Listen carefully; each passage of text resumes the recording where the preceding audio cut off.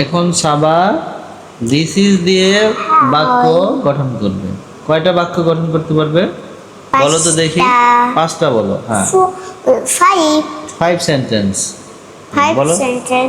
হ্যাঁ, I have maker this is my.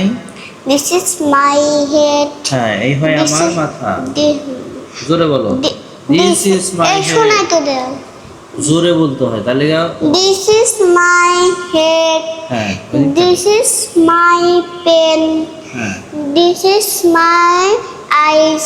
Hmm, This is my ear. Hmm. This is my lip. This is my This is my watch. Watch মানে কি? ঘড়ি। ঘড়ি। This is my watch. হ্যাঁ, তার মানে আমরা এটা যদি বলি যে এটা আমার বই, তাহলে ইংরেজি কি হবে? This is my- my বইয়ের ইংরেজি This is my book. বুক। যদি বলে এটা আমার কলম, তাহলে কি হবে? This is my pen. হ্যাঁ, যদি